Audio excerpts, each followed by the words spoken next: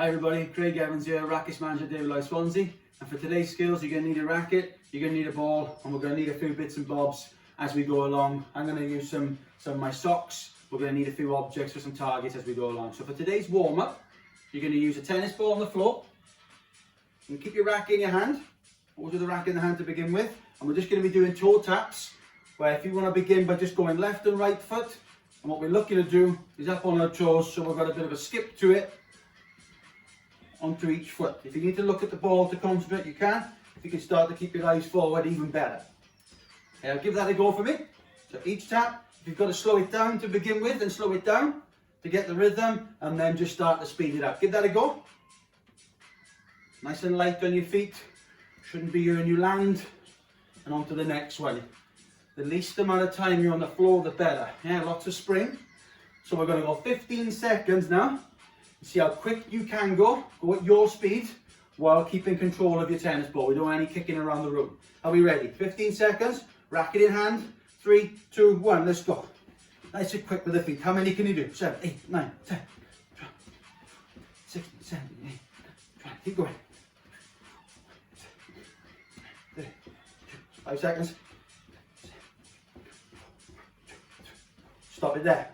42, my score. Yeah, and challenge yourself to go a little quicker.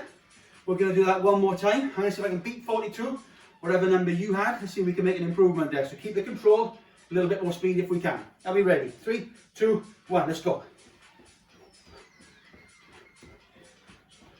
Keep it going. Nice and fast, racket in hand. 8, 2, 9, 1, 3, 4, 5, 6, 8, 1, 2, 4. Stop it there. 48, I think that time. Better for me.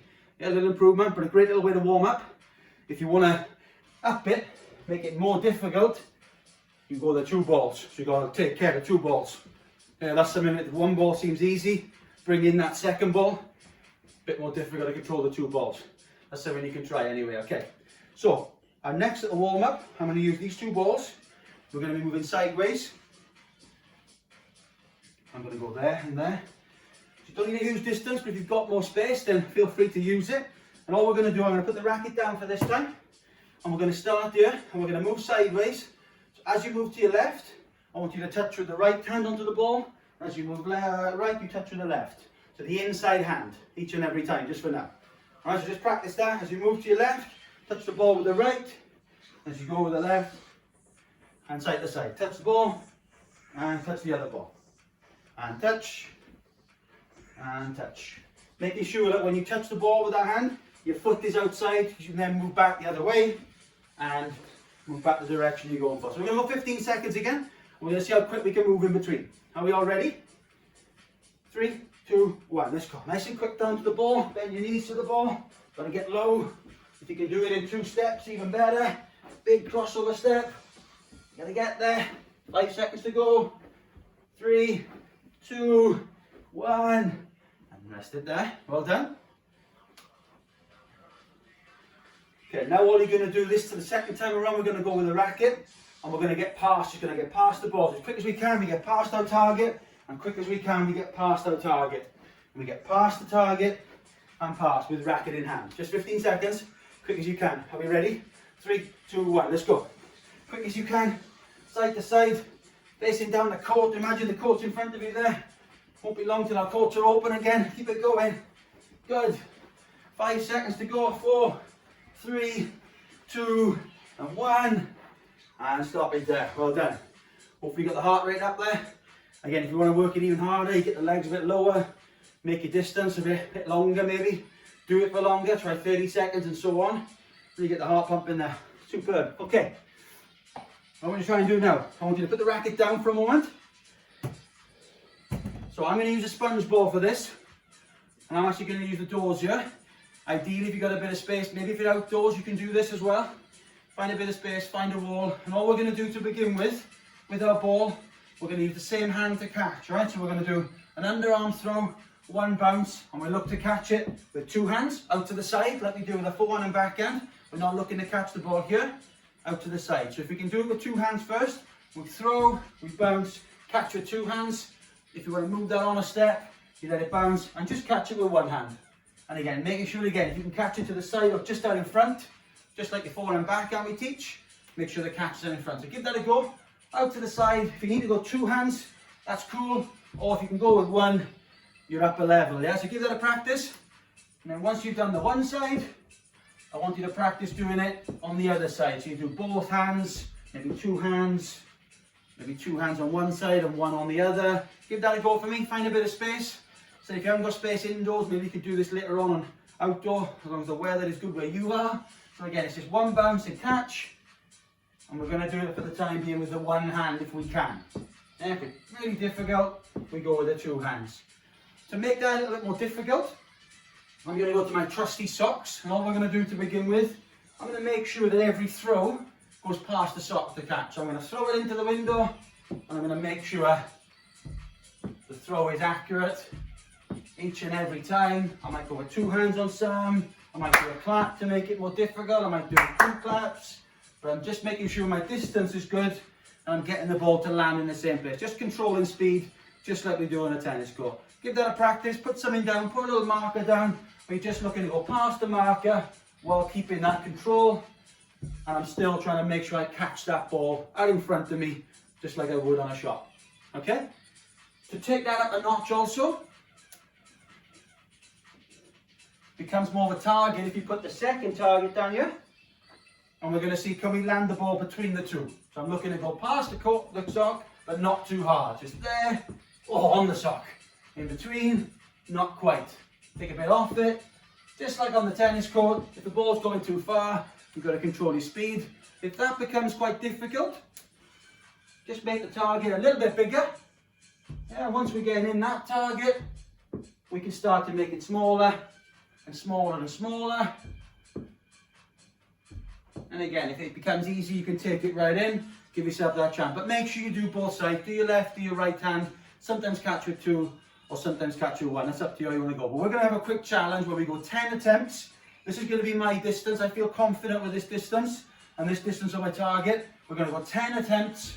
How many balls can you throw and get to bounce in between your two targets? Okay, so 10 attempts. We're going to go the same time. Are we ready? We're going in 3, 2, 1. Let's go. 10 attempts.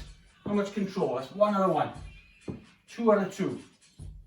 3 out of 3. 4 out of 4. Yes. 5 out of 5. Good control this side. 6 out of 6. 7 out of 7. 8 out of 8. 9 out of 9.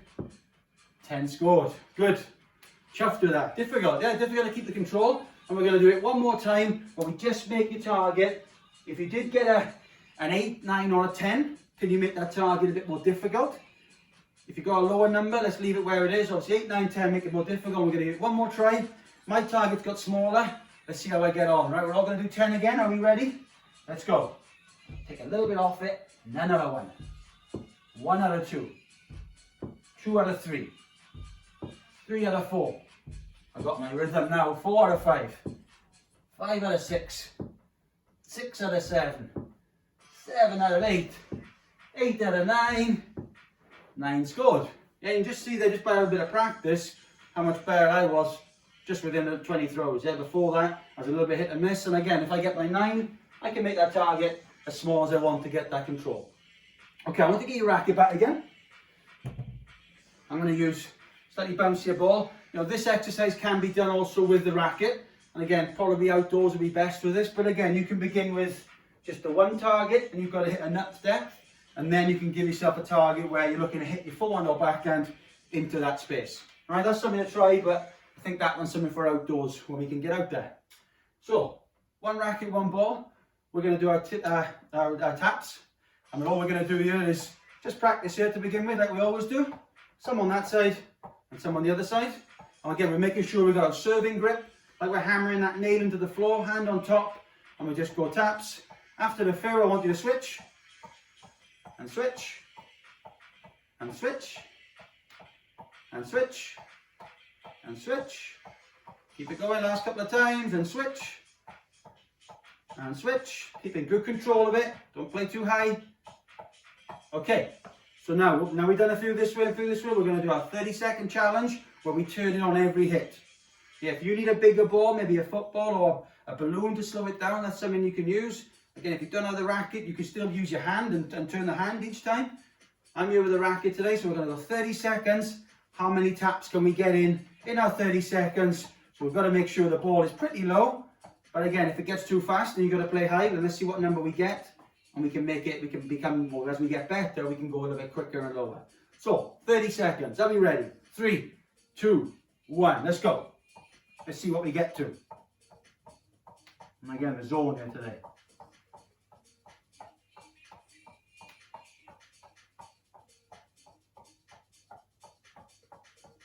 Oh.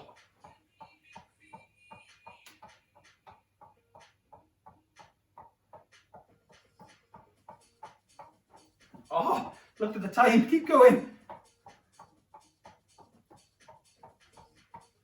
And stop there. 81 scored with a little miss hit there. Took my eye off it to keep an eye on the time.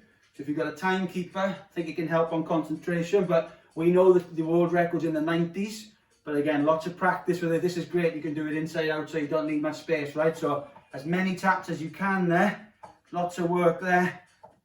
Maybe if you're really good on a one hand, you can try the other hand. But I'm going to stick to my strong hand and see if I can keep improving that number. Like I said, if it's difficult to control, you can play a little bit slower. Yeah, keep the ball in play. And then as you get a little bit more confident, you can start to bring it down and add a bit of speed to it. But a great drill again, work on the hand skill, keep in control of that ball. Give that a go and challenge everyone around you to see you can get the best score and keep improving your scores. And that's it for today. So well done, everybody. And we'll see you all soon. Thanks very much.